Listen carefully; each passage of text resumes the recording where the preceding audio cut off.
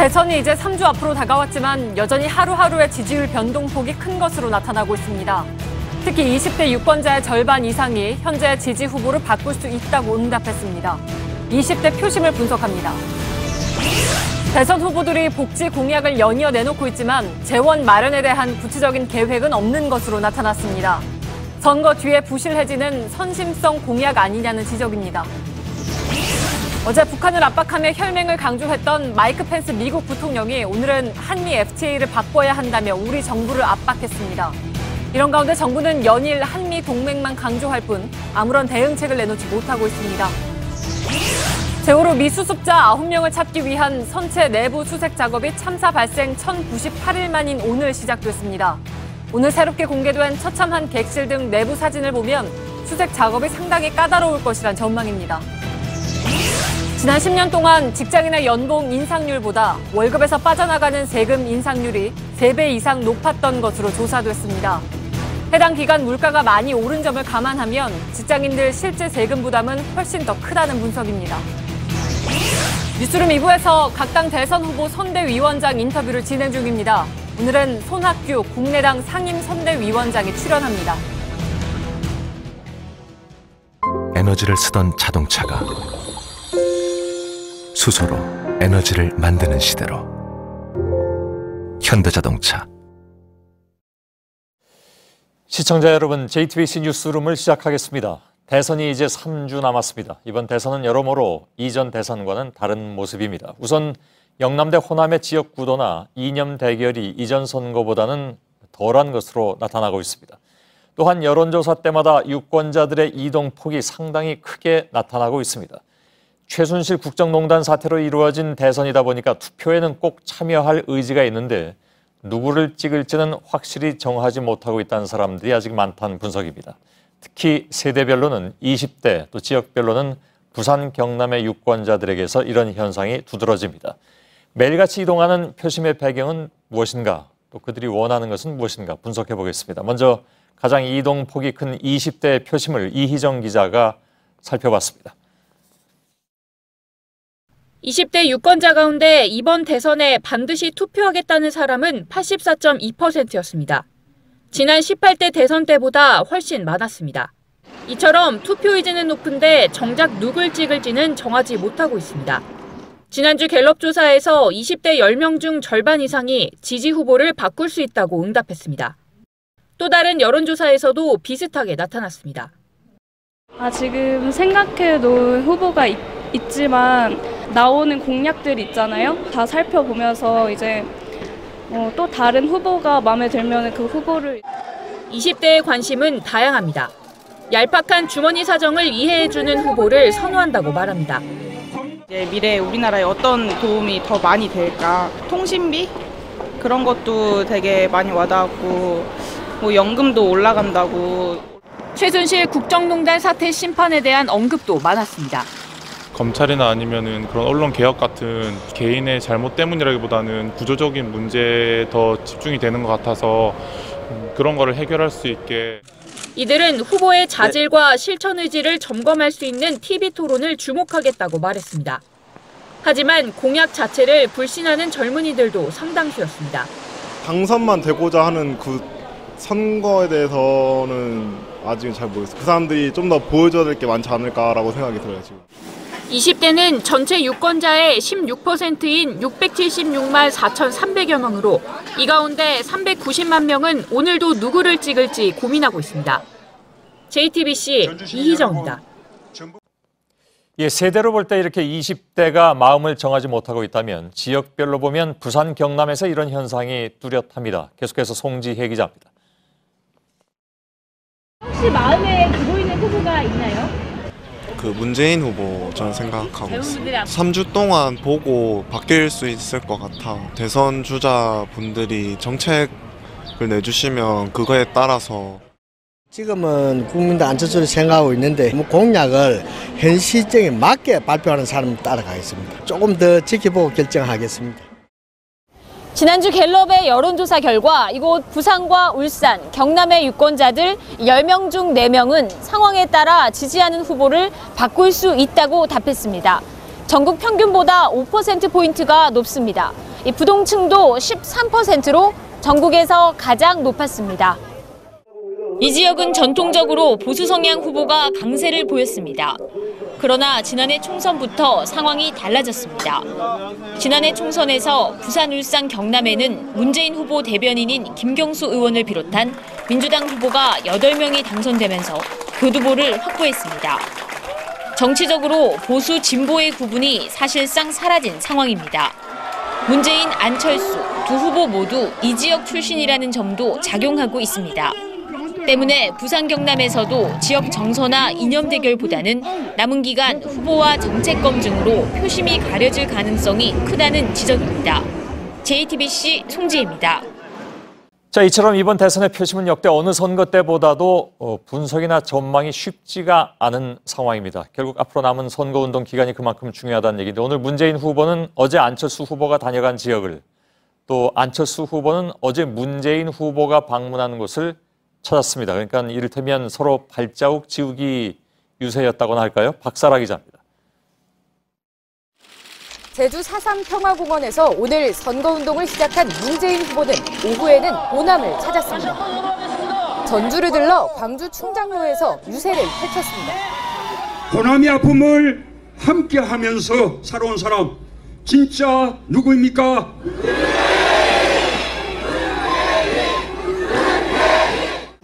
그런데 오늘 문재인 후보가 찾은 이곳 광주광역시는 바로 어제 안철수 후보가 찾은 곳입니다. 4차 산업혁명 미래 이끌겠습니다.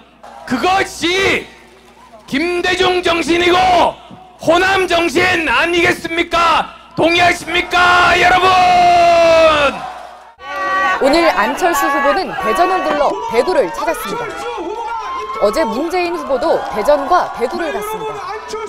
대구 시민, 경북 도민께서 밀어주시면 대한민국 바뀝니다. 함께 해주시겠습니까, 여러분?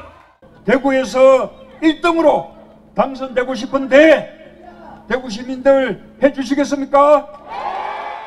하루 차이로 두 후보가 같은 지역을 방문하면서 지역 공약으로 표심 경쟁을 벌이고 있는 겁니다. 대선이 21일 앞으로 다가오면서 두 후보 간의 신경전이 점차 거세지고 있습니다. JTBC 박사라입니다.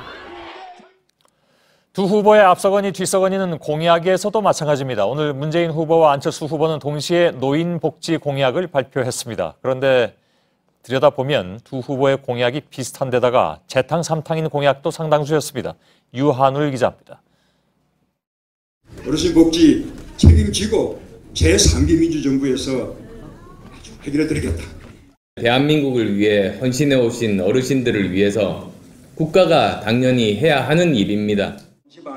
문재인 후보와 안철수 후보 모두 기초연금을 매달 30만 원으로 인상하는 것을 대표적인 어르신 공약으로 내놨습니다. 단 대상에서 차이가 납니다. 문 후보는 현행처럼 만 65세 이상 중 소득 하위 70%를, 안 후보는 재원 등을 감안해 소득 하위 50%를 대상으로 제시했습니다. 두 후보 다 치매에 대한 국가 책임을 강화하겠다고 밝혔습니다. 문 후보는 치매지원센터를 설치하고 노인 장기요양보험의 보장성을 강화하겠다고 했고, 안 후보는 국립치매마을을 조성하고 치매에 관한 연구개발도 확대하겠다고 했습니다. 틀니에 대한 보조금을 높이고 어르신 일자리 수당을 늘리는 것도 두 후보가 똑같습니다. 상당한 예산이 필요해 보이지만 구체적인 재원 마련 계획이 없는 것도 마찬가지입니다. 게다가 상당수의 어르신 공약이 예전에 나온 것들이어서 재탕 삼탕이라는 지적도 피하기 어려워 보입니다. JTBC 유한울입니다. 과거처럼 한반도 대운하 같은 대형 토목 공약이나 경제 민주화 등의 큰 담론이 사라진 대신 이번 대선 후보들의 단골 공약 가운데 하나는 바로 생활 밀착형 공약들입니다. 그렇다고 이런 공약들이 쉬운 공약들은 아닙니다. 어찌 보면 더 실천이 어려울 수도 있습니다.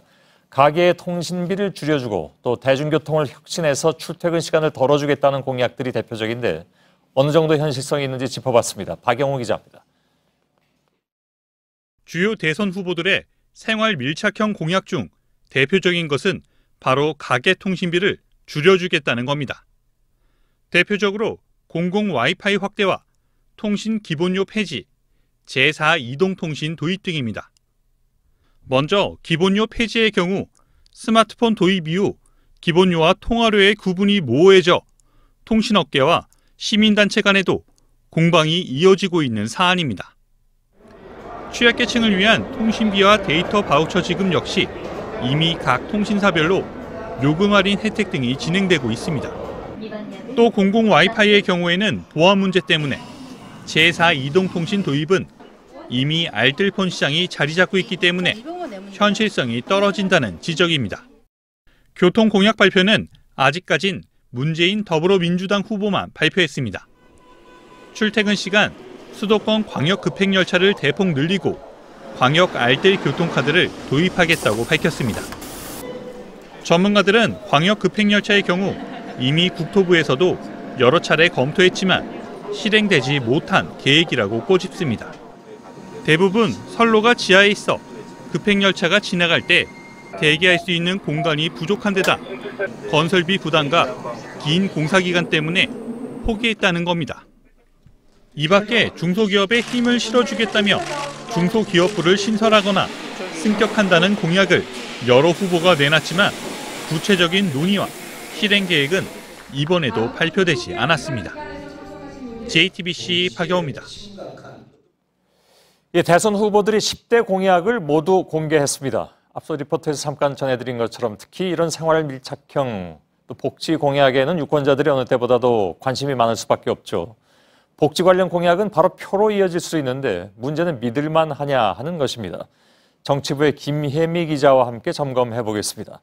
자, 복지 공약은 안보 공약과는 좀 달리 피부에 바로 와닿는 문제이기 때문에 그만큼 관심이 높을 수밖에 없습니다. 눈에 띄는 게 어떤 게 있습니까? 네, 일단 이번 대선에서 모든 후보들은 아동수당을 만들고요. 그리고 기초연금을 올려주겠다 이렇게 공약했습니다. 아, 그렇습니까? 그러면 네. 누가 대통령이 돼도 아동수당이나 기초연금은 더 많이 받는 거네요. 네, 그렇습니다. 물론 이제 내용은 후보들 간에 좀 차이가 있습니다. 좀 자세히 보시면요.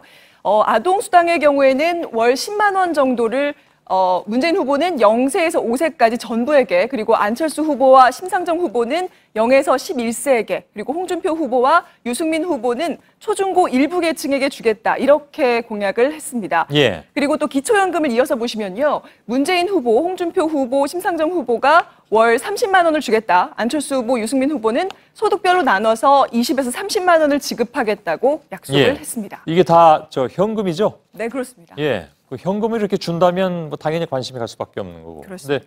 근데 문제는 그렇게 하려면 상당한 돈이 들어간다는 얘기잖아요. 네. 예. 그런데 얼마의 돈이 드는지 이 공약집에 써놓은 후보가 거의 없습니다. 아, 그런가요? 그래서 저희가 각 후보의 캠프에 일일이 담당자를 찾아서 취재해봤더니 이렇습니다. 이 두 가지 공약에 한 해 드는 예산이요. 문재인 안철수 후보가 7조 원 안팎이고요. 홍준표, 유승민 후보가 10조 원 정도, 그리고 심상정 후보가 18조 원 정도를 예상했습니다. 예. 자, 지금 기초연금에 한해서 들어가는 예산이 8조 원 정도 아닙니까? 네. 돈을 어떻게 마련하겠다는 계획은 그럼 나와 있습니까? 그러니까 이게 궁금한 게 전체 얼마가 들어가는지가 공약집에 없다면 그걸 어떻게 조달하겠다는 얘기도 당연히 없을 것 같아서 드리는 질문입니다. 네, 예상대로 명확하게 나와 있지 않습니다. 그래서 저희가 좀 소개를 해드리면요. 말이 좀 어렵긴 한데 재정 지출을 합리화해서 혹은 세출이나 세입을 조정해서 재원을 마련하겠다는 답이 대부분 후보들의 답이었습니다. 예. 또 유승민 후보와 심상정 후보만 증세를 언급했습니다. 사실 지난 토론회 때요. 이것 때문에 후보들 간에 설전이 오가기도 했는데요. 직접 한번 들어보시죠. 예. 증세 얘기는 아예 없습니다. 그래서 완전히 새로운 대한민국을 하신다고 했는데 증세 없는 복지, 그거 박근혜 복지 아닙니까? 저는 지금 문재인 후보님이나 안철수 후보님 주장하시는 많은 복지, 여러 가지 노동, 교육 프로그램들이 그게 과연 어디서 그 재원을 다 마련할까? 예. 자, 세금을 아껴서 복지를 늘리겠다는 건가요, 그러면? 네, 일단 있는 돈 아껴 쓰겠다는 그런 얘기입니다. 그래서 돈도 없는데 이런 공약이 지켜지겠냐 이런 비판이 당연히 나오게 되니까요. 후보 측에서 몇 가지 믿는 구석이 있다고 얘기를 했습니다. 제가 그걸 소개를 좀 해드리면요. 먼저 예산에서 쓰고 남는 돈입니다. 지난해 정부 예산에서 쓰고 남은 돈이요. 8조 원 정도 됩니다. 여기다가 세수가 매해 증가하고 있는 추세인 만큼 한 해 10조 원 정도의 예산이 충분히 확보할 수 있다. 예산 확보 가능하다. 이런 주장입니다. 그리고 또 하나가요. 현재 쓰고 있는 예산에서 이 재량 예산이라는 게 있습니다. 예. 조금 말이 어려운데요. 정책 의지에 따라서 조정할 수 있는 예산이란 뜻인데 올해 그게 205조 원 정도 됩니다. 그래서 여기에서 인건비나 기본 경비 꼭 들어가야 되는 비용을 빼면 168조 원 정도 되는데요. 여기에서 10%만 줄여도 17조 원 정도를 아낄 수 있다. 이런 이야기를 하고 있습니다. 예. 사실 뭐 지난 정부에서는 지하경제 양성화 얘기까지 나온 바가 있습니다. 그렇게 해서라도 뭐 돈을 더 마련해서 복지에 쓰겠다라는 것이 그러냐. 이게 뭐 제대로 지켜지지 않았습니다. 네, 또 경제 상황에 따라서 세수 증가세를 그렇게 낙관할 수는 없잖아요, 무조건. 네, 그렇습니다. 대부분 보면 이제 그 세수가 더 많이 증가할 것이라고 크게 잡아놓고 거기서 예산을 얼마든지 쓸 수 있다고 주장하는데 나중에 보면 세수가 오히려 그렇게 안 늘어나는 경우도 있어서 낭패인 경우도 있고. 네, 그렇습니다. 어떻게 조정을 하겠다는 건지 아무튼 좀 궁금한데 왜 그걸 자세하게 얘기를 안 합니까? 사실 이게 어떻게 조정을 하는지에 대해서 뭐 예를 들면 당연한 얘기로 우선순위가 또 뒤로 밀리는 사업은 없애고 그리고 성과가 부진한 사업은 또 폐지하고 뭐 이런 게 당연히 수순이 될 텐데요. 근데 이거를 공개하지 않습니다. 그래서 공개해야 되는데 이걸 공개하지 않으면서 검증을 미루고 있다. 이런 지적이 나오고 있습니다. 예. 예를 들면 이제 공개적으로 발표하면 예산 지원의 이해관계자들 입장에서 어느 쪽은 또 뭐 빼야 되는 거니까 그쪽에 해당되는 사람은 아 이건 뭐야 나 표를 못 찍겠는데 라고 생각할 수도 있어서 그걸 불리하게 생각해서 그러는 거 아닌가 하는 생각도 네. 당연히 갖게 됩니다. 네, 그런 경향이 있을 겁니다. 김혜미 기자였습니다. 대선 후보의 공약과 발언의 사실 여부를 검증하는 대선 팩트체크 순서입니다. 비정규직 문제. 모든 대선 후보가 저마다 대책을 내놓고 있죠. 그런데 자유한국당의 홍준표 후보의 경우에 해고를 쉽게 하면 비정규직이 줄고 정규직 채용이 늘어난다는 주장을 내놨습니다. 과연 그런가? 대선 팩트체크팀이 검증해봤습니다. 박민규 기자입니다. 해고됐다가 다시 들어오고 이렇게 유연성을 확보해줘야지 비정규직이 없어집니다. 홍준표 후보는 비정규직 문제 해법으로 쉬운 해고를 제시했습니다. 정규직은 한 번 채용하면 해고가 어려워 기업이 비정규직 노동자를 뽑고 있다는 주장입니다. 아마 대한민국 노동법이나 노동단체 때문에 대한민국의 해고가 세계에서 제일 어렵습니다. 각종 통계를 따져봤습니다. 2013년 OECD 조사 결과 우리나라 정규직 고용보호 지수는 34개 회원국 중 22위였습니다. 수치가 높을수록 해고가 어렵다는 건데 우리나라는 2.17로 회원국 평균 2.29보다 낮았습니다. 특히 기업 사정을 이유로 한 정리해고의 경우 OECD 평균보다 쉬운 걸로 나타났습니다. 세계에서 가장 해고가 어렵다는 주장은 현실과 거리가 먼 겁니다. 쉬운 해고가 현실이 되더라도 기업들이 해고를 통해 아낀 인건비를 정규직 채용에 투자할지는 미지수입니다. 이달 초 한국경제연구원 조사 결과 기업들이 채용 규모 확대를 꺼리는 주된 이유는 인건비보다는 경기 악화 등으로 나타났습니다. 특히 비정규직 노동자 비율이 대기업보다 높은 중소기업의 경우 홍 후보가 약속한 법인세이나 등 인센티브를 받아도 정규직 채용을 늘리기 어려울 수 있습니다. 홍 후보가 제시한 모델은 북유럽에 있습니다.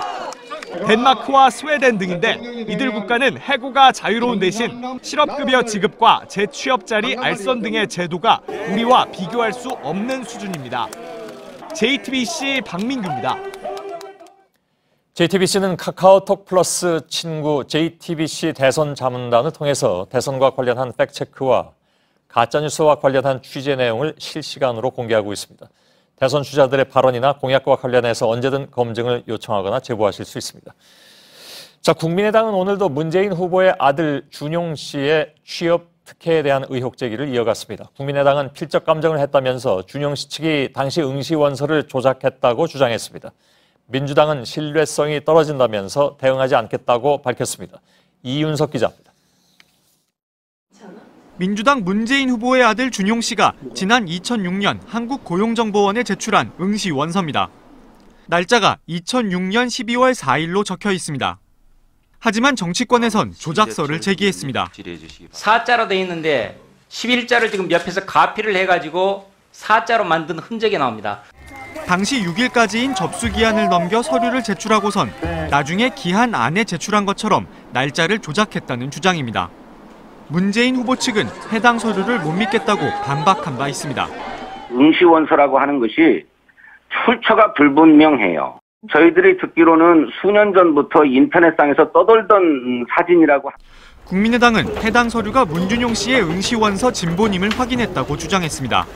문 씨가 직접 작성한 다른 사인 5개 등 모두 6개에 대해 두 곳의 서로 다른 전문 감정업체에 감정을 의뢰한 결과 모두 동일인의 필체로 밝혀졌습니다. 이에 대해 문재인 후보 측은 이미 준용 씨 의혹에 대해선 모두 해명이 됐고 국민의당 측 주장은 신뢰성이 떨어진다며 대응하지 않겠다고 밝혔습니다. JTBC 이윤석입니다. 예, 트럼프의 미국이 북한 핵에 강경한 입장을 보이는 것은 예상됐던 일입니다. 그러면 한국에는 온화한 자세인가? 그렇지 않습니다. 한마디로 북한에는 군사적 위협을 그리고 한국에는 경제적 압박을 쓰는 형국입니다. 방한한 펜스 미 부통령이 결국 한미 FTA를 꺼내들었습니다. 리폼, 그러니까 뜯어 고쳐야 한다고 말했습니다. 한국의 무역 장벽으로 미국 기업의 진출이 막혔고 이로 인해서 미국의 무역 적자가 늘었다고 주장했습니다. 이게 진실이다 이렇게 했는데 정말 진실인지는 2부 팩트체크에서 점검하겠습니다. 아무튼 펜스는 2박 3일 동안 머물면서 하루는 혈맹을 강조하고 하루는 무역 압박을 강조했습니다. 이런 가운데 백악관은 북한에 대해서 레드라인을 설정하지 않겠다면서 강경 기조를 유지했는데 협상의 여지도 열어두었다는 분석입니다. 먼저 워싱턴에서 김현기 특파원입니다.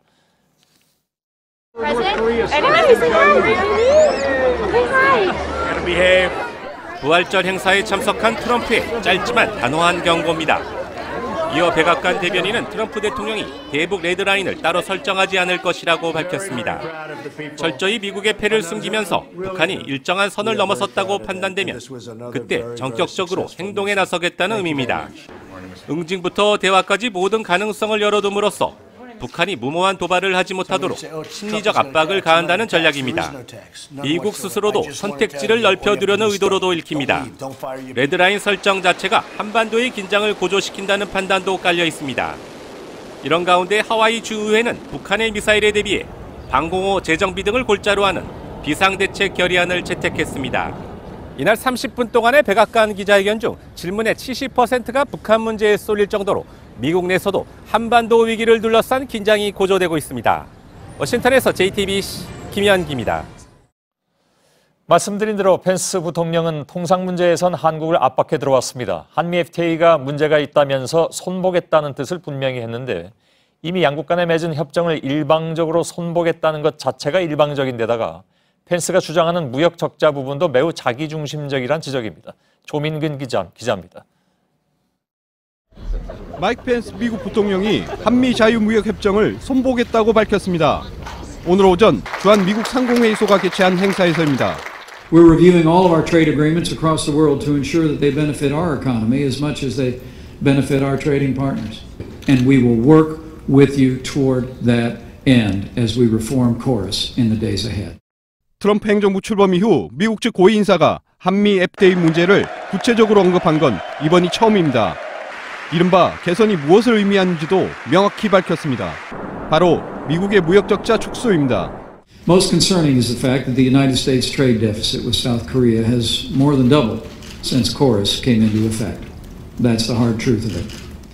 하지만 대미 무역 흑자는 올 들어선 34% 이상 급감했습니다.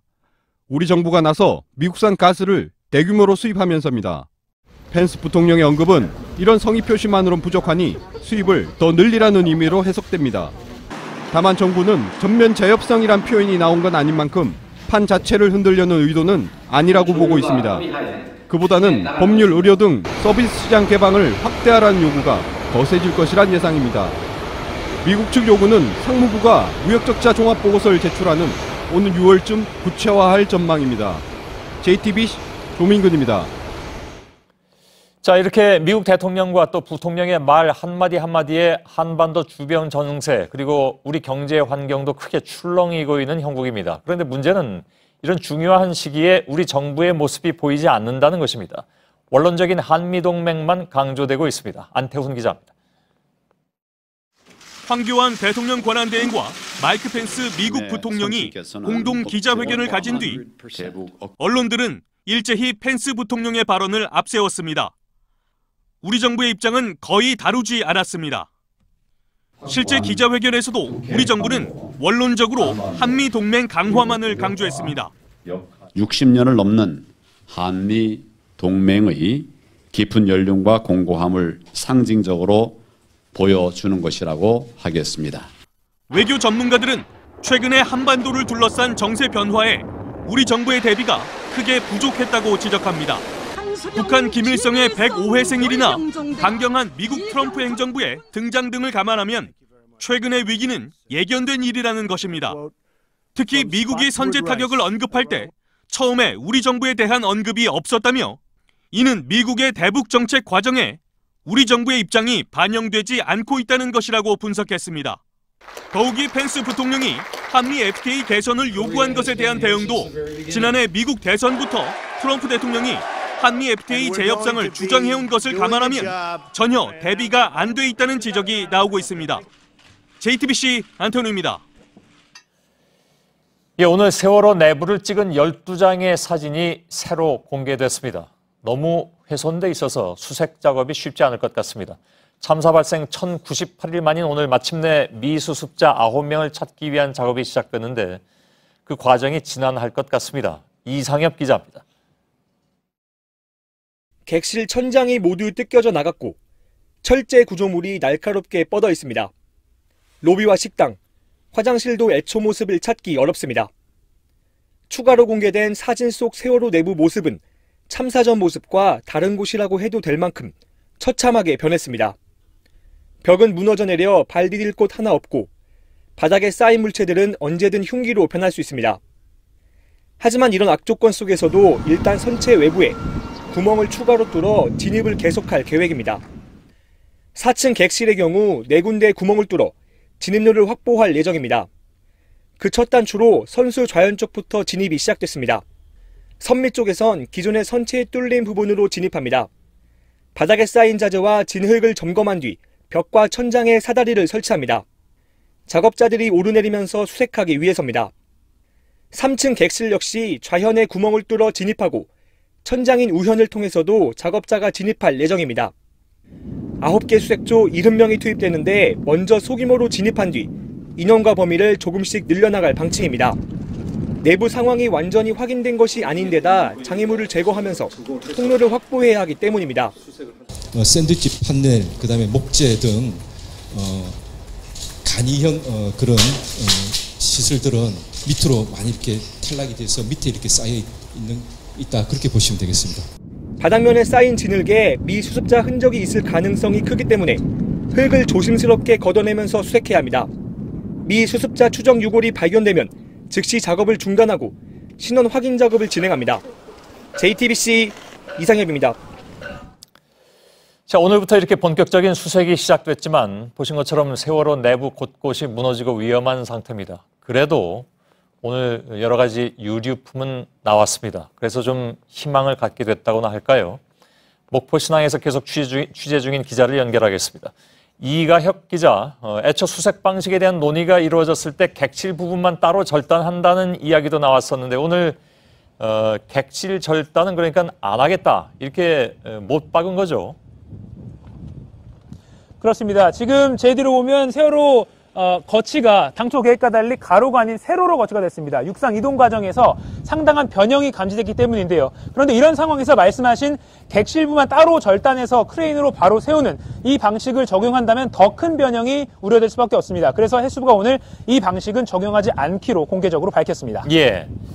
자, 그 앞에 사진도 저희가 봤는데 선체 내부 곳곳이 무너지고 위험한 상태로 보입니다. 그래서 수색이 지금 어떻게 진행이 되고 있는지 궁금한데요. 네, 어제 저희가 밝힌 것과 거의 비슷하게 오늘 첫날이다 보니까 일단은 들어가기가 쉬운 선체 앞쪽에 4층의 객실 부분, 그중에서도 바닥과 가까운 좌현 부분에 가로 1.2m, 세로 1.5m 구멍을 뚫어서 들어갔습니다. 코리아 셀비지 민간업체 소속 5명, 그리고 해경, 그리고 소방, 또 해수부 소속 각 한 명씩 총 8명이 한 계조로 투입이 됐습니다. 이 투입 인원과 투입 지점은 점차 확대할 방침입니다. 현재 객실의 3, 4층 중앙부는 이 스틸월이라는 그 철로 된 단단한 벽이 비교적 그래도 유지가 돼 있는 상태입니다. 이 벽 사이사이로 미수습자의 것으로 추정되는 유골이 쌓여있을 가능성도 있는데 선체 밖에서는 이 부분을 확인하기가 상당히 어려운 상황이었습니다. 그래서 작업자들이 직접 들어가서 사다리를 설치해서 확인을 할 계획입니다. 또 선체의 바닥 부분인 좌현 측에도 앞서 알려진 것처럼 높이 6, 7m까지 진흙과 자재가 쌓여 있는데 이쪽에도 중력 때문에 미수습자로 추정되는 그 유골이 쏠려 있을 가능성이 있습니다. 그래서 문화재 발굴을 하듯이 상당히 섬세하고 철저하게 수색을 할 방침입니다. 예. 자, 수색 첫날인 오늘 그래도 발견된 게 좀 있다면서요? 네, 그렇습니다. 신발과 가방, 또 구명조끼나 옷 등이 발견됐는데 총 18점입니다. 지금 누구의 것인지를 확인하는 작업이 이루어지고 있고 또 하지만 유골로 볼 만한 것은 확인된 것이 아직은 없습니다. 예. 자, 선체 변형 우려가 계속 이렇게 얘기가 나오고 있는데 수색을 시작해도 이 부분은 계속 좀 체크를 해가면서 해야 되겠네요. 그렇습니다. 민간업체 코리아 살베이지 측은 당초 선체 4군데 계측기를 달아놨는데 2군데 늘려서 6군데로 늘리는 것을 검토 중입니다. 다행히 거치 완료 이후에 지금까지 큰 변형이 감지된 것은 없지만 이제 내부로 작업자들이 들어가는 상황에서 안전과도 직결된 문제고 또 선체 변형은 선제적으로 먼저 대응해야 하는 것이기 때문에 지속적으로 앞으로 철저한 모니터링이 필요하다는 그런 지적이 나옵니다. 자, 이제 3년하고도 이틀 지난 상황입니다. 선체 내부 수색이 이제 시작이 된 건데 마침내 미수습자 가족들은 어떤 반응을 보이고 계십니까? 네, 육상 거치가 완료된 이후에도 이 수색 착수까지 좀 늦어지는 것 아니냐 이런 불안감이 있었는데 다행히 오늘 예상과 비슷한 시점에 진행이 되면서 일단은 차분하게 지켜보겠다는 입장입니다. 미수습자 현철군 아버지 남경원 씨는 저희 취재진에게 마음 같아서는 24시간 좀 수색을 해달라라고 말도 하고 싶지만 일단은 안전을 감안하면서 최선을 다해주면 좋겠다라고 밝혔습니다. 또 한 명을 찾았다고 돌아가는 것이 아니라 9명을 다 찾을 때까지 기다리겠다고 밝혔습니다. 예, 목포신항에서 이가혁 기자였습니다. 네, 소셜미디어에서 가짜 뉴스를 퍼뜨린 혐의를 받고 있는 신현희 강남구청장과 전직 국정원 직원 등이 검찰에 고발됐습니다. 카카오톡 대화방을 통해서 가짜 뉴스를 무차별적으로 유포한 혐의입니다. 최규진 기자입니다. 카카오톡의 한 단체 대화방입니다. 대화방 참가자인 신현희 강남구청장은 문재인을 지지하면 대한민국은 망한다는 등 문재인 후보를 비방하는 내용을 게시했습니다. 신 구청장이 참가한 또 다른 단체 대화방엔 문재인은 공산주의자라는 글이 올라왔습니다. 전직 국정원 상황실장인 신모 씨가 올린 글입니다. 1000명 이상 참가한 이 카카오톡 방들에는 헌법재판소의 박근혜 전 대통령 파면 결정이 계획된 작전이라는 등 가짜 뉴스들이 지속적으로 유통됐습니다. 시민단체들은 오늘 오전 이 카카오톡 대화방들에 활동했던 신 구청장과 전직 국정원 직원 신모 씨 등 9명을 검찰에 고발했습니다. 이들이 소셜미디어를 통해 허위 사실을 유포하고 공직선거법을 위반했다는 겁니다. 이들의 행위가 범법 행위라는 것을 알리고 처벌하고 사회적으로 격리를 시켜 더 이상의 혼란을 막아야 합니다. 지난주 신 구청장을 소환해 조사를 마친 경찰은 전직 국정원 직원 신 씨 등으로 수사를 확대하고 있습니다. JTBC 최규진입니다. 네, 지난 10년 동안 직장인들 연봉이 오른 비율보다 매달 월급에서 빠져나가는 근로소득세 인상률이 3배 이상 높았던 것으로 조사됐습니다.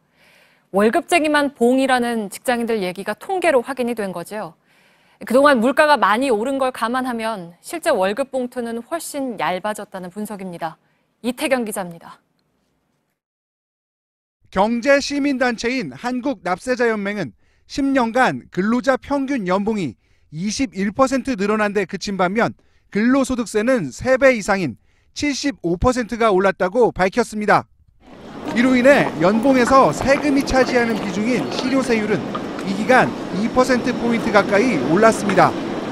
근로소득세가 크게 늘어난 건 정부가 2014년 소득세 산정 방식을 소득공제에서 세액공제로 바꾼 영향이 큽니다. 저소득 근로자의 세부담을 줄여주고 고소득자에게 무거운 세금을 물려 조세 형평성을 확립하겠다는 취지였습니다. 그러나 결과적으로는 고소득자보다는 중산층 근로자의 세금 부담만 크게 늘었습니다. 정부가 기업보다는 근로자의 세금을 늘려 세수를 확보했다는 비판도 피하기 어렵습니다.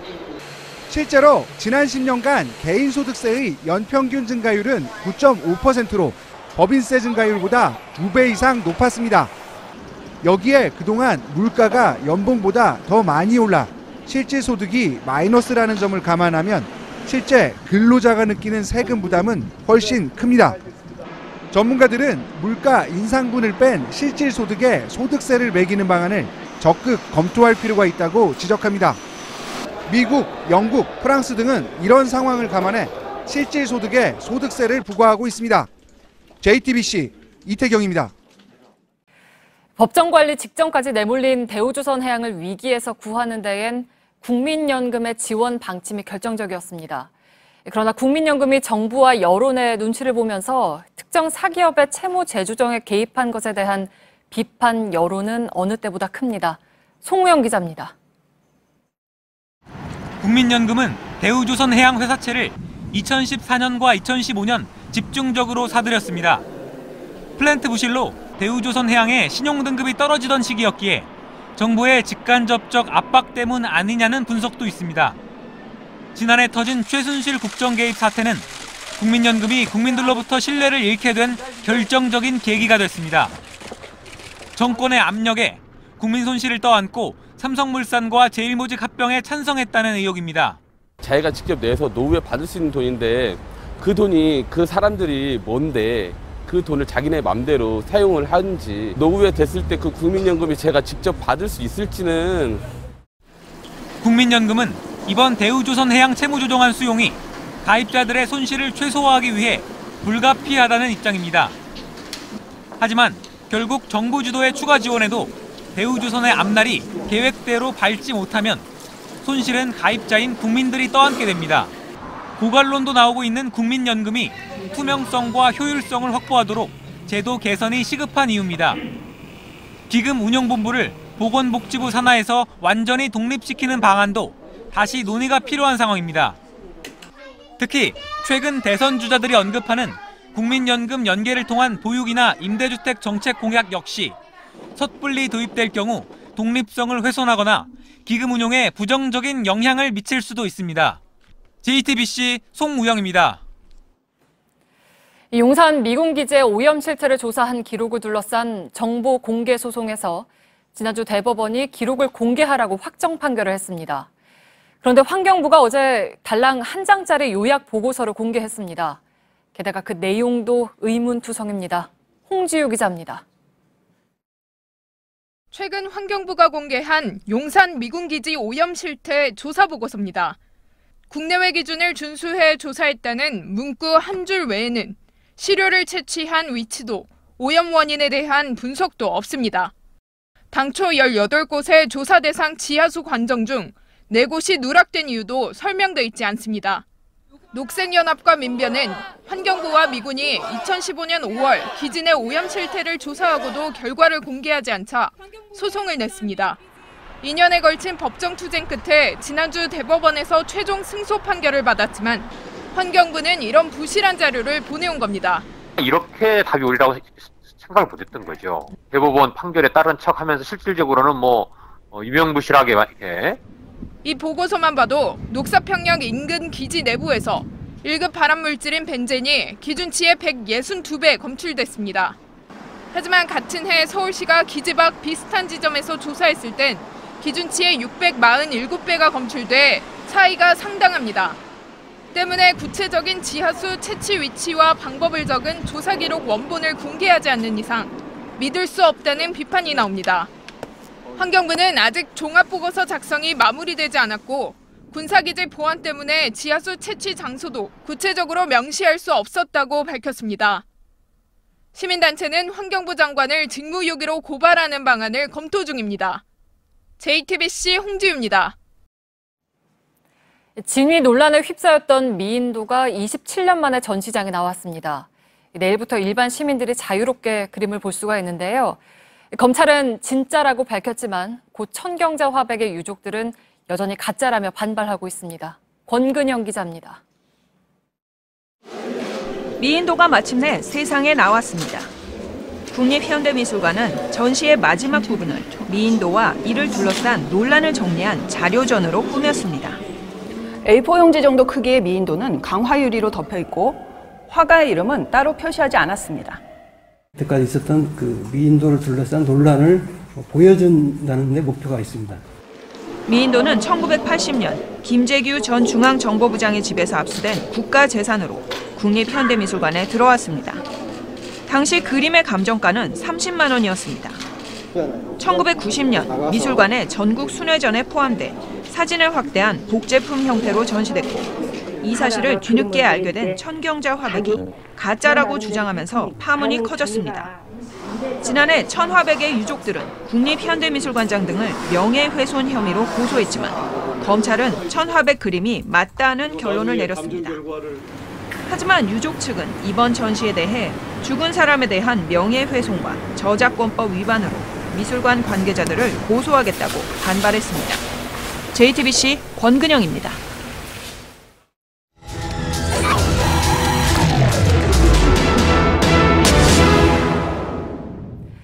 네, 오늘 밀착카메라는 고래 싸움에 등 터진 새우들에 대한 이야기입니다. 지하철역의 한 예식업체가 철도 공기업들 법적 분쟁에 휘말리는 바람에 결국 문을 닫게 됐습니다. 공기업들 힘겨루기에 속수무책으로 당하는 민간업체들의 피해 실태를 취재했습니다. 김도훈 기자입니다. 2012년에 들어선 경기도 의정부시 민자 역사입니다. 역 대합실 한켠에 위치한 매장에 내걸린 노란색 현수막이 오가는 승객들의 눈길을 끕니다. 이곳은 지하철 1호선 의정부 역사 안입니다. 불 꺼진 웨딩홀 앞을 보시면 호소문이 붙어 있는데요. 공공기관의 이권 다툼에 폐업을 하게 됐다는 내용이 호소문입니다. 어떻게 된 사연인지 한번 안으로 들어가 보겠습니다. 전기 공급이 끊기면서 결혼식이 치러졌던 예식홀과 패백실, 신부 대기실은 어두컴컴합니다. 안내 데스크 위에는 직원들이 사용하던 무전기가 널려 있고 벽에 걸린 달력은 지난해 12월에 멈춰 있습니다. 연회장 조리실 안으로 한번 들어와 봤습니다. 이 시설이 석 달 넘게 그대로 방치되면서 곳곳에 이렇게 희뿌연 먼지가 가득하고요. 음식물이 차 있어야 할 냉장 창고는 이렇게 텅 비어 있습니다. 수도가 끊기면서 이렇게 냄비에는 곰팡이가 가득 찼고요. 음식물도 모두 이렇게 썩은 채 방치되어 있습니다. 철도공사와 2013년 초 임대계약을 맺고 10억 원이 넘는 공사 비용을 들여 영업을 시작한 지 얼마 지나지 않아 청천벽력 같은 소식을 전해들었습니다. 철도 역사의 소유권을 갖고 있는 철도시설공단이 국유재산을 무단 점유했으니 원상복구를 하고 사업장을 비우라고 통지한 겁니다. 10억 부과금이 통지서로 날라오고 그 다음에 철도공사한테 항의하고 진정서를 보내니까 걱정하지 말고 운영을 해라 라고 해서 계속 운영을 했습니다. 10억 원의 무단 점유 변상금은 철도공사가 납부했지만 사업장을 언제 빼앗길지 모를 불안감에 100명 가까운 직원들도 모두 떠났습니다. 소문이 퍼지면서 70여 건의 결혼식 예약도 줄줄이 취소되면서 결국 문을 닫게 됐습니다. 양쪽 기관의 싸움으로 힘없는 저희만 이렇게 피해를 보는데 누구 하나 나서서 해결하려고 하는 사람들도 없고 저희는 답답할 뿐입니다. 빨리 이게 해결되기를. 철도 공공기관들 분쟁으로 피해를 본 곳은 또 있습니다. 이곳은 KTX 오송역에 위치한 또 다른 웨딩홀입니다. 겉으로 보기엔 정상적으로 영업을 하는 것 같아 보이지만 내부 사정은 의정부역과 별반 다르지 않습니다. 2014년 철도공사와 계약을 맺었지만 철도시설공단이 사전 승인을 받지 않은 국유지라며 제동을 걸고 나섰고 변상금 납부를 하지 못해 10개월간 업체 통장을 압류당하기도 했습니다. 국유재산인 철도 역사의 소유권은 철도시설공단이, 운영권은 철도공사가 갖고 있는데 공단 측에서 사전 승인 없이 임대계약을 내준 것에 문제를 제기하면서 양측의 갈등이 불거졌습니다. 일단 기본적으로 철도시설공단에 사용 허가 없이 임대를 했다는 것이고요. 코레일도 변상을 납부했기 때문에 이 부분을 인정하고 있는 걸로 저희는 보고 있습니다. 하지만 철도공사는 법원에 변상금 부과 처분 취소 소송을 제기하면서 갈등의 골이 깊어진 상황입니다. 공공기관으로서 임차인에게 그 재산적 피해를 최소화하고 그래서 변상금을 대신 납부한 것이고 변상금 부과의 적절성이라든가 이런 거는 관련 기관 간의 협의를 통해서 원만히 해결토록 하겠습니다. 협의와 조율보다는 법적 분쟁으로 두 공공기관이 맞서는 동안 그 피해와 억울함은 오롯이 고래 싸움에 새우등 터진 민간업체들의 몫으로 남았습니다. 밀착 카메라 김도훈입니다.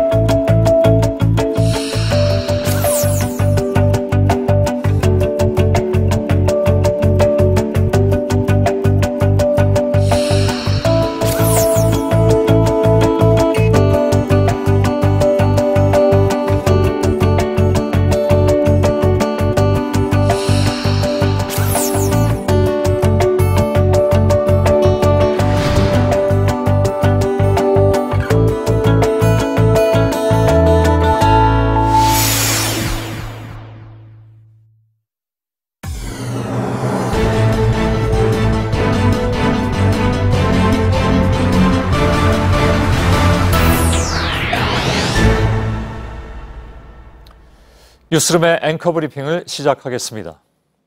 대중은 개나 돼지와 같다. 영화 속 발언이 실제 현실화돼서 화제를 모았던 내부자들의 우민호 감독은 영화의 속편을 만들 것이냐는 질문에 이렇게 답했습니다. 못 만들 것 같다. 현실이 영화를 초월했기 때문이다. 영화보다 더 극적이고 참담했던 그 많은 장면이 모두의 눈앞에서 펼쳐졌던 시기. 뉴스를 보느라 드라마 시청률이 떨어졌다니 영화 감독의 입에서 이런 말이 나오는 것도 무리는 아니다 싶기도 합니다. 한편 이렇게 말한 작가도 있었습니다. 이 소설은 전적으로 허구입니다. 일간지 기자 출신의 장강명 작가가 소설 댓글 부대의 후기에 남긴 말입니다. 소설 속에는 대중 조작을 지시하는 정치적 암흑 세력과 그것을 실행하는 조직적 댓글 부대 팀 알렙이 등장합니다. 그러나 작가는 강조합니다. 소설은 2012년 국정원 댓글 조작에서 모티브를 가져왔으나 이것은 전적으로 허구라는 것이죠. 자, 그렇다면 작가는 이번 뉴스를 어떻게 보고 어떤 생각을 하고 있을까?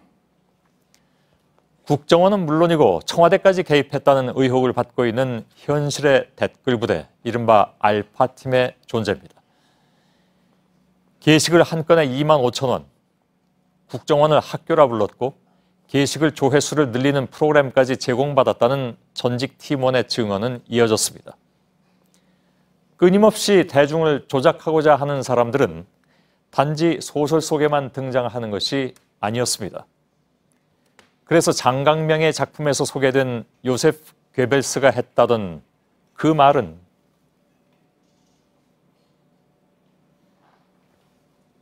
우리에게 두려움을 던져주고 있는 것인지도 모르겠습니다. 그러나 지난 겨울을 견뎌낸 시민이라면 그 두려움을 얘기하지 않아도 되지 않을까? 그들은 조작당하지 않은 대중이었으니까요. 영화를 뛰어넘는 현실을 이겨냈고 소설을 뛰어넘는 음모를 간파해낼 시민의 힘. 그래서 지금의 세상에서는 현실을 다룬 영화나 소설만 속편이 불가능한 것이 아니라 결국에는 우리가 겪고 있는 현실 자체도 속편은 더 이상 불가능하게 만들어버릴 힘. 시민의 힘. 오늘의 앵커 브리핑이었습니다.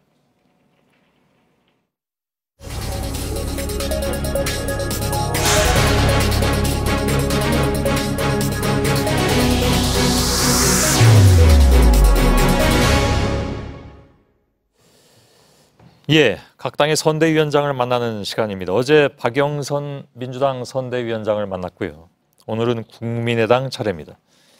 당명과 로고를 뺀 국민의당 안철수 대선 후보의 포스터가 화제인 것 같은데 선거 전략의 고민이랄까요? 이런 것들이 고스란히 담겨 있다는 평가가 나오고 있기도 합니다.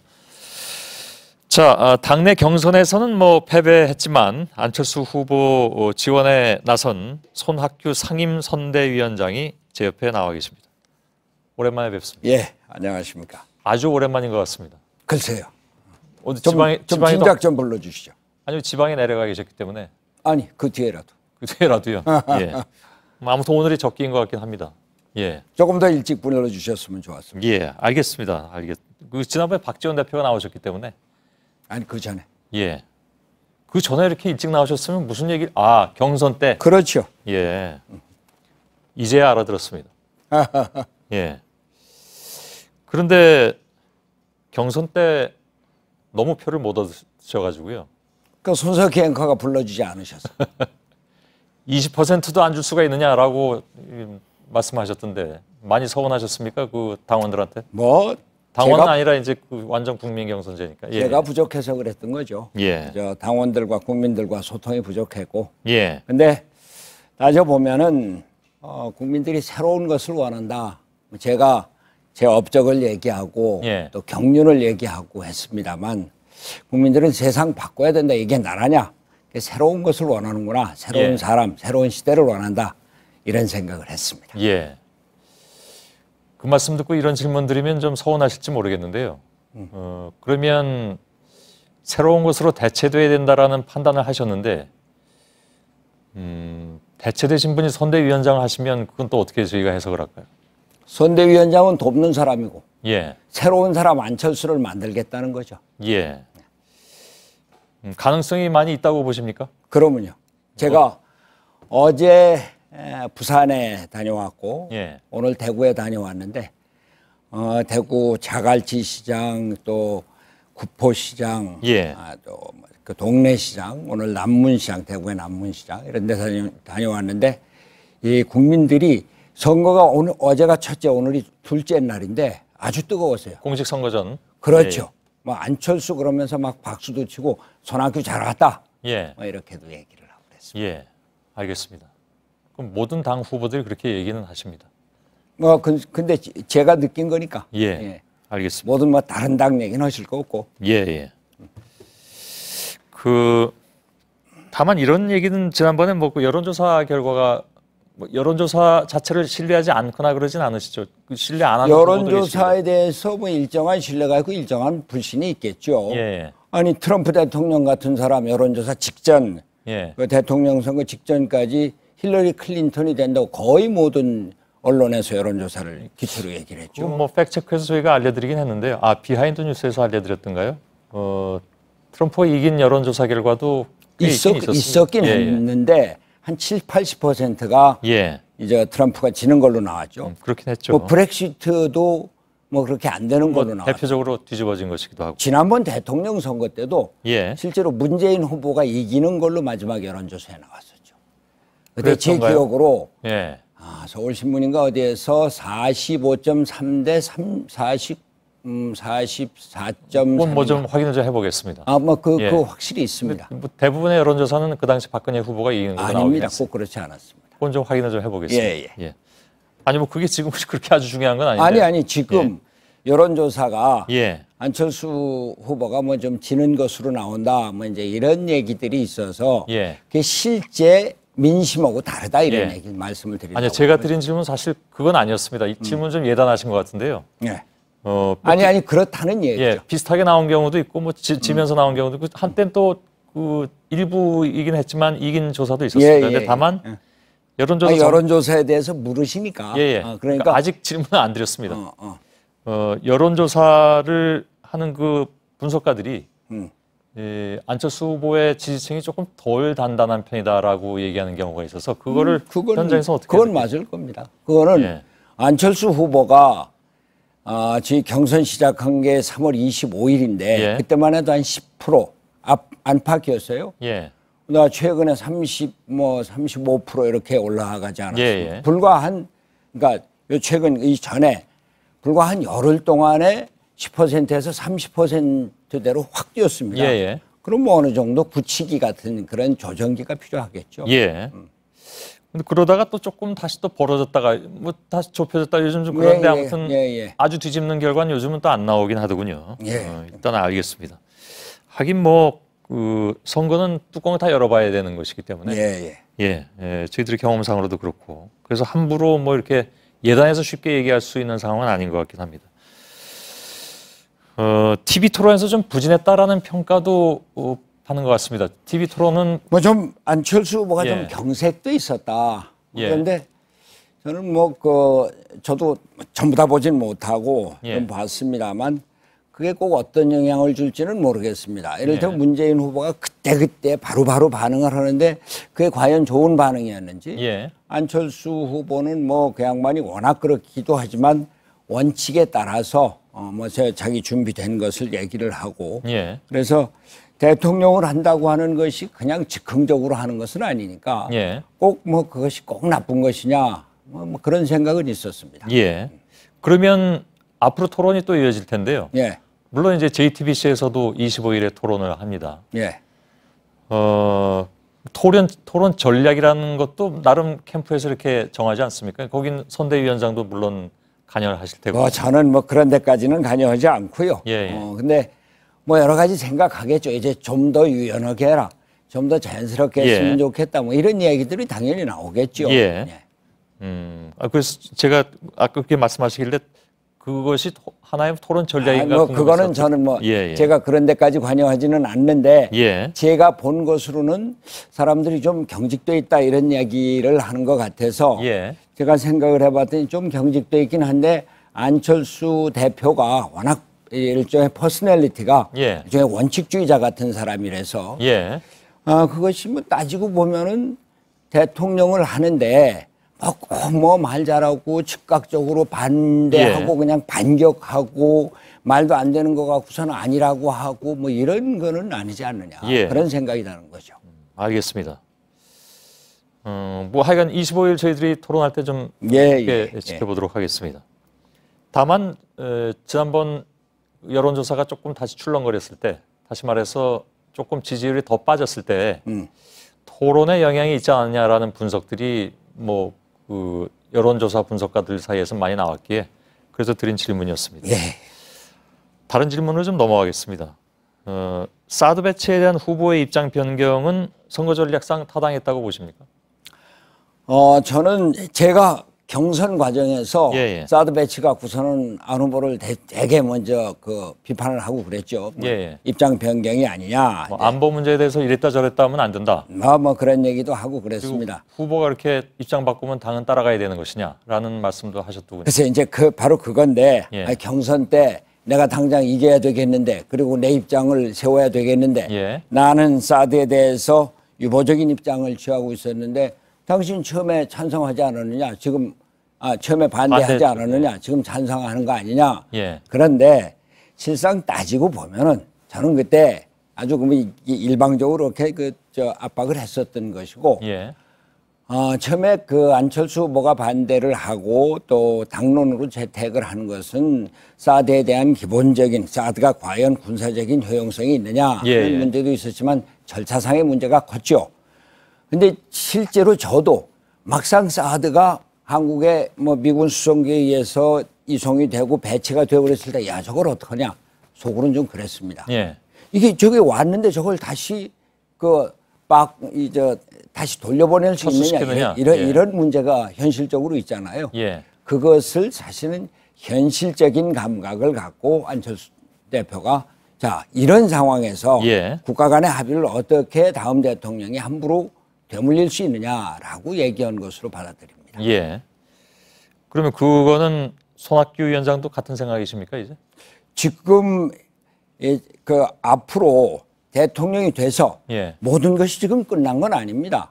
사드가 왔다고 해도 지금 처음에는 2차에 걸쳐서 사드가 들어온 것에 대해서는 공개가 됐지만 그 뒤로는 안보상의 이유로 발표를 못하겠다 그러지 않습니까?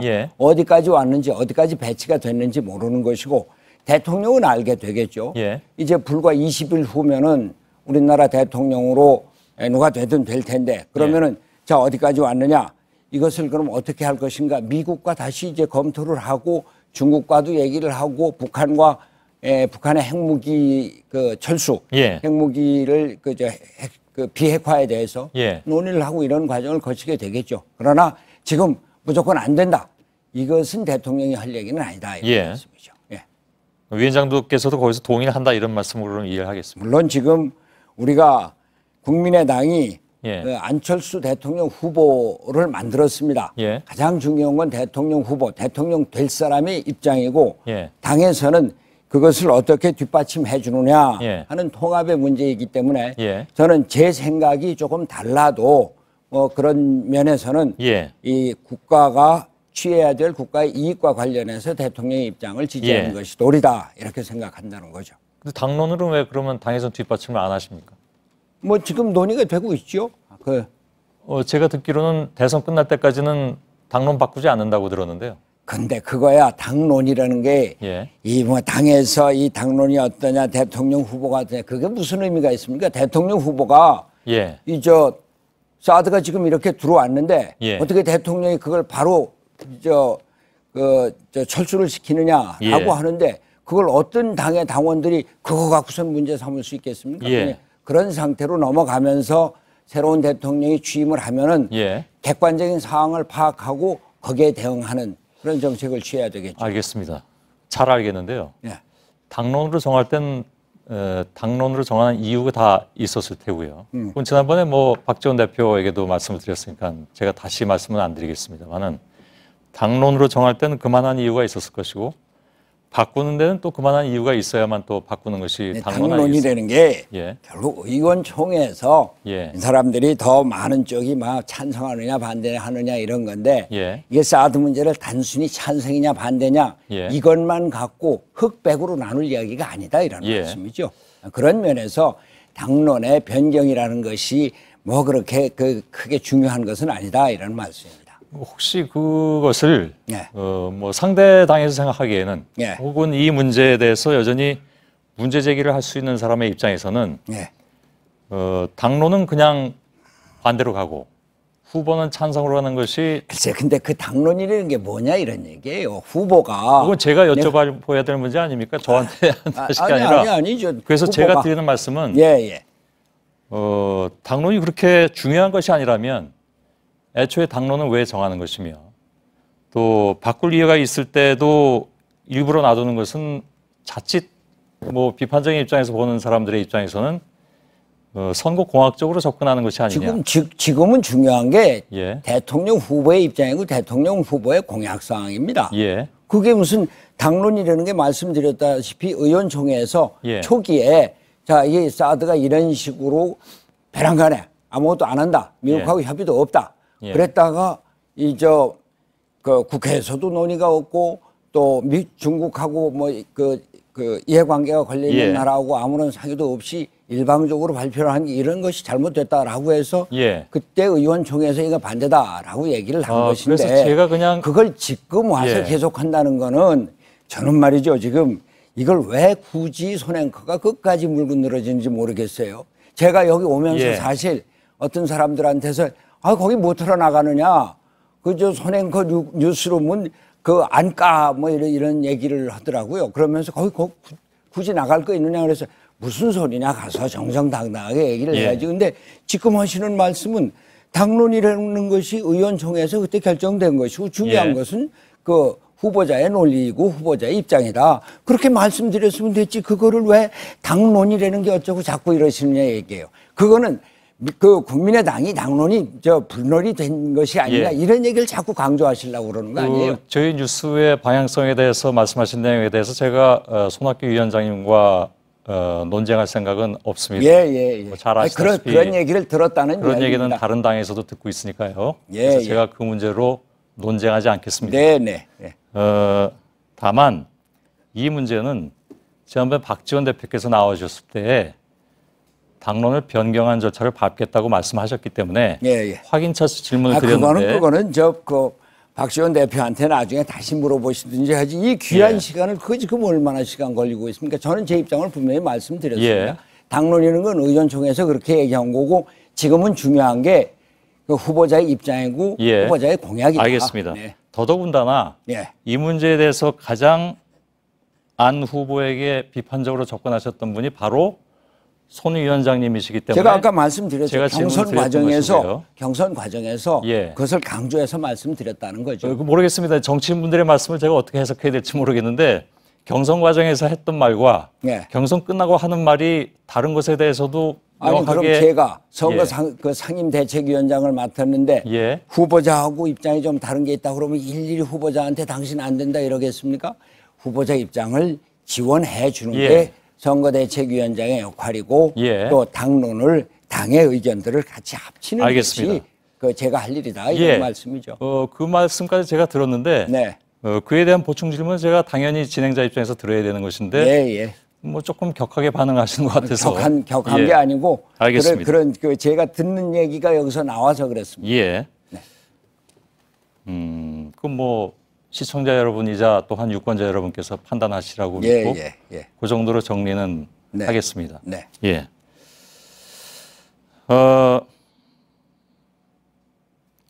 시간은 어떻게 되죠? 시간이 다 됐습니까? 알겠습니다. 한 가지만 더 질문을 드리겠습니다. 뭐 포스터가 역시 좀 화제거리라서 네. 당의 로고하고 당명을 뺀 것은 뭐 특별한 어떤 의미가 있었습니까? 국민이 이깁니다 이렇게 쓰지 않았습니다. 예. 그리고 그거는 뭐 거기에 대해서 저도 이런저런 얘기를 들었는데 예. 뭐 저 세계에서 가장 뭐 잘 나간다는 포스터 뭐 저 전문가가 제작을 했다고 했으니까 뭐 그런 것이 당명이 빠졌다고 하지만 누가 안철수가 뭐 국민의당인지 모르겠으며 예. 뭐 이렇게 보니까 안철수 무슨 이력이나 이런 게 아무것도 없더라고요. 예.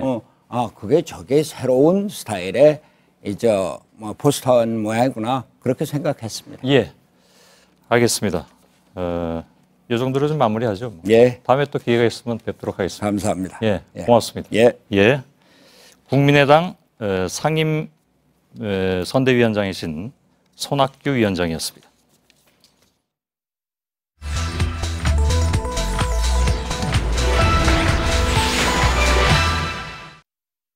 Our country is being absolutely devastated with bad trade deals.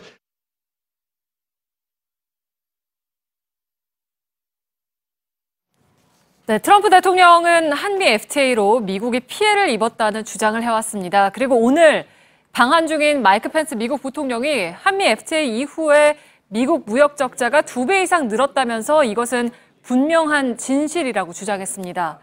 트럼프 정권의 이런 주장이 과연 사실일까요? 팩트체크가 국내외 통계로 확인을 해봤습니다. 그리고 진실 호도라는 결론에 이르렀습니다.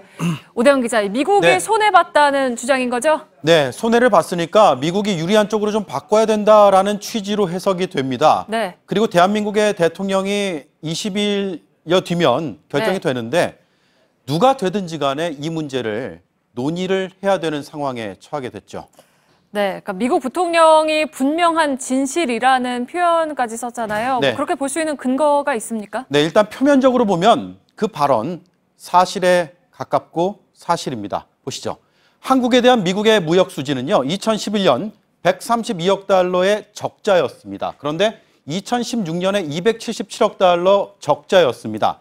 한미 FTA가 2012년에 발효가 됐습니다. 이 사이에 2배 이상이 는 게 맞죠. 네, 그러니까 FTA 이후에 2배가 늘었다라는 말 자체는 맞는 건데 네. 팩트체크팀의 결론은 진실 호도 아니었습니까? 그렇습니다. 네. 그 근거가 있습니다. 또 다른 자료 보여드리겠습니다. 네. 국제무역위원회 보고서입니다. 한미 FTA가 없었다면 어떻게 됐을까?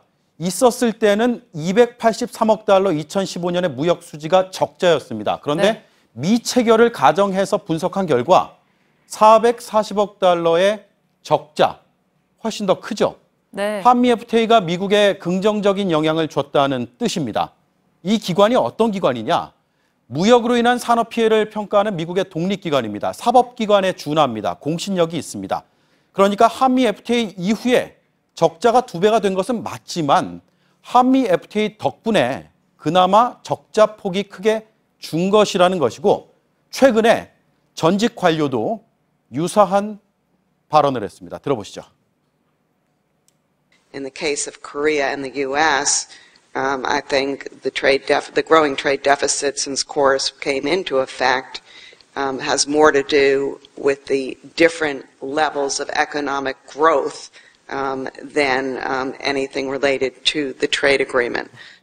네, 그러니까 무역 적자는 한미 FTA 때문이 아니다라고 전직 부대표가 이렇게 분석을 했군요. 웬디 커틀러는 눈에 많이 익죠. 네. 10여 년 전에 한국과 FTA 협상했던 당사자입니다. 네. 그래서 아마 FTA에 대해서 좀 우호적으로 얘기할 수는 있습니다. 그래서 저희가 추가로 취재한 부분은 이 부분입니다. 바로 미국의 서비스 수지인데요. 네. 2011년에 69억 달러 흑자였습니다. 그리고 계속 증가하다가 조금 낮아지긴 했지만 다시 늘었습니다. 2016년에 107억 달러 흑자로 나타났습니다. 5년 사이에 38억 달러가 는 겁니다. 우리는 제조업의 강국이고 미국은 서비스가 경쟁력이 있거든요. 상품 무역만 가지고 얘기하는데 서비스 무역까지 하면 우리가 그 기준에 미달하거든요. 자, 그래서요, FTA 이후에 미국의 서비스 수지 흑자가 크게 늘었습니다. 이게 전적으로 FTA 덕분이다, 이렇게 단정할 수는 없지만 FTA로 큰 손해를 본 것처럼 주장하는 미국, 그 주장의 근거가 부족하다는 점은 충분히 확인할 수 있습니다. 네, 그러니까 미국 부통령이 한국에 와서 FTA와 무역 적자가 마치 인과관계가 있는 것처럼 연결을 시킨 거군요. 네, 마지막으로요, 직접 투자액 한번 보시죠. 네. FTA 발효 이후에 미국이 한국에게 얼마 투자했냐? 202억 달러 투자했습니다. 한국은 미국에 512억 달러 투자했습니다. 네. FTA 발효 이후에 우리가 미국에 비해 2배 넘게 투자를 했죠. 이 역시 전적으로 FTA 때문이라고만은 할 수 없지만 미국의 주장이 진실을 호도하고 있음은 알 수가 있습니다. 네, 그러니까 트럼프 정부가 논리는 부족하지만 어쨌든 한미 FTA를 보다 좀 유리하게 수정하겠다라는 거는 분명해 보이는군요. 팩트체크 오대영 기자였습니다.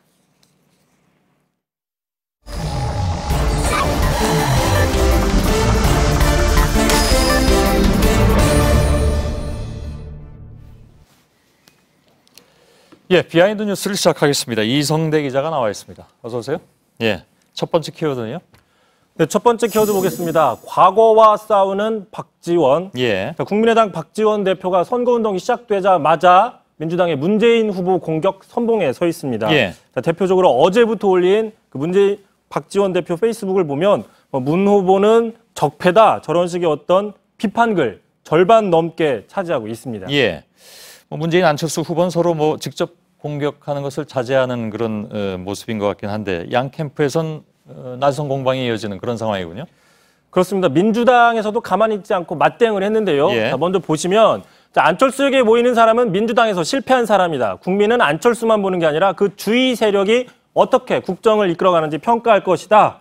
자, 그런데 이 말은 민주당이 아니라 4년 전에 박지원 대표가 했던 말입니다. 예. 자, 민주당이 오늘 이 발언을 직접 배포를 한 겁니다. 자, 당시에 안철수 신당이 창당이 되면서 민주당과 경쟁을 하려고 하니까 당시 민주당에 있던 박지원 대표가 안철수 후보 공격에 선봉에 섰던 겁니다. 예. 자, 그 선거철이 되니까 유독 그 과거 발언에 뭐랄까요? 그 발목 잡히는 사람들이 좀 있는 것 같습니다. 말이 달라진 걸 무조건 비판할 수는 없는 일이긴 한데 이유가 좀 설득력이 좀 있어야 되지 않겠느냐 하는 얘기들은 많이 나옵니다. 그렇습니다. 그 설득력이 있어야 될 텐데요. 특히 그 박지원 대표가 문 후보의 공격에 몰두하다 보니까 좀 이런 말도 나왔습니다. 들어보시죠. 예. 문재인이 되어야 광주의 가치와 호남의 몫을 가져올 수 있습니다. 말실수였군요. 예, 어제 뉴스에서 하는 얘기인데 저거는 말실수라고 누가 봐도 말실수인데 또 이거를 자유한국당에서는 놓치지 않았습니다. 정준결 대변인. 자, 박지원 대표 속마음은 문재인 후보가 당선되면 본가인 민주당으로 다시 들어가려고 하는 건데 이게 부지불식간에 튀어나왔다라고 저렇게 얹었습니다, 말을. 예. 이건 하나도 안 놓치려고 하네요. 대선 전국이다 보니까 각 당이 말실수가 나올 수도 있는 것이고, 그죠? 또 그걸 놓치지 않은 그런 모습도 약간 보여주고 있는데. 다음 키워드는요? 자, 두 번째 키워드 가겠습니다. 자, 여론과 싸우는 홍준표. 자, 홍준표 후보가 어제 자체 조사에선 이미 대반전이 시작됐다. 그러므로 시중 여론조사 믿을 수 없다. 이런 주장들을 했다고 보도를 했었는데 예. 오늘 뉴스에서도 비슷한 주장을 했습니다. 먼저 들어보시죠. 우리 조사에는 20% 이상 올라가 있어요. 보궐선거를 전국적으로 대입을 하면 우리가 이기는 선거. 예. 실제로 오늘 이런 카톡글이 돌아서 하나 가져와 봤는데요. 자, 보수를 찍으면 보수가 이긴다. 4.12 여론조사, 홍준표 26, 문재인 22, 안철수 16 저런 식으로 여론조사 결과처럼 보입니다. 예. 자, 45만 명 국민이 실제 투표를 통한 4.12 여론조사다. 저런 식의 카톡글이 돌았습니다. 예. 이거 뭐 많이들 받아본 것 같더라고요. 제가 얘기를 들어봤더니. 근데 홍 지사가 이제 자신의 지지율이 20% 이상 올라갔다라고 얘기하는 것이 혹시 저겁니까? 아니면 다른 여론조사가 또 있는 겁니까? 결론적으로 저걸 토대로 이야기하는 걸로 분석이 되고 있는데 예. 결론적으로 이건 여론조사가 아닙니다. 다시 아니죠. 한번 그 카톡을 보시면 자, 여기 진짜 여론조사가 있다. 바로 지난 4월 12일에 치러진 재보궐선거다. 정확히 보시면 4.12 여론조사를 놓고 저렇게 수치화한 건데 예. 자, 여론조사가 아니라 재보궐 득표율을 이야기하는 겁니다. 예. 그 4.12 재보선 각 당 득표율 합산해 보니까 현재 홍 후보가 문재인 후보 또 안철수 후보보다 앞선다. 이런 주장인데 원래 여론조사라는 것은 이게 조사 방법이라든가 이런 것들이 다 좀 다르죠. 그리고 그 소위 이제 뭐 사회과학적 조사 방법이라고 해서 각계각층을 대변할 수 있는 그래서 보다 좀 과학적인 것 이렇게 되게 이제 공유된 의식 속에서 여론조사가 나오는 법인데 이건 어떻게 봐야 됩니까, 그럼? 그렇습니다. 말씀하신 것처럼 여론조사는 좀 엄격한 제한과 기준들이 있는데 지금 지난 재보궐 득표율을 여론조사 결과와 같다고 말을 하는 거라서 이건 사실 왜곡이 아니냐라는 지적이 나오고 있고요. 근데 그거 아니지 혹시 그 자체 여론조사라고 해서 달리 여론조사를 가지고 있는 건 아닐까요? 일단 그 오늘 유세 현장에서 여의도 연구원이라는 표현을 했는데 거기서는 구체적으로 수치를 공개하진 않았습니다. 그렇습니까? 예. 자, 게다가 이 재보궐 선거를 통한 이 수치를 이야기하려면 총선, 그러니까 총선도 아니고 어떤 특정 지역에 집중된 지난 4.12 재보궐 선거를 가지고 이게 전국 민심과 일치한다라고 이야기하는 것도 좀 괴리가 있다라는 지적들이 있습니다. 알겠습니다. 다음 키워드는요? 자, 마지막 키워드입니다. 서로 싸우는 김종인 개. 자, 대선 불출마했죠. 김종인 전 의원, 전 대표. 오늘 문재인 후보를 돕느냐 아니면 안철수 후보를 돕느냐를 놓고 김종인 계가 서로 싸움을 시작했습니다. 그런가요? 자, 일단 문재인 후보 측에 합류한 이철희 의원이 이렇게 얘기를 했는데요. 자, 김종인 전 대표를 오래 모셨지만 가장 많이 들었던 건 안철수 후보에 대한 비판이다. 이렇게 얘기를 했습니다. 그러니까 김종인 전 의원이 안철수 후보 측에 갈 일이 없다는 주장을 한 거죠. 자, 그러니까 김종인 전 대표를 따라서 같이 탈당했던 민주당의 전 의원이었죠. 최명길 지금 무소속 의원이 자, 모시면서 들었던 더 많은 문재인 후보에 대한 비판은 기억이 안 나는가 봅니다. 저런 식으로 얘기를 했습니다. 자, 문 후보가 싫어서 당을 나왔던 사람이 다시 들어갈 일이 없다고 주장을 한 겁니다. 빅텐트는 접혔다고 하는데 여전히 뭐 뉴스의 대상이긴 합니다. 김종인 전 의원은. 알겠습니다. 이성대 기자였습니다. 네, 비는 대부분 그쳤지만 서해안 지역을 중심으로 약하게 황사가 나타나고 있어서 내일 서쪽 지방의 미세먼지 농도가 높겠습니다. 자, 뉴스룸 끝나고 역시 오늘도 페이스북 라이브를 통해서 소셜 라이브가 진행이 됩니다. 오늘 사회부 기자들이 지금 준비하고 있네요. 저희들은 내일도 최선을 다하겠습니다. 여러분 고맙습니다. 깊은 곳에 닿는다.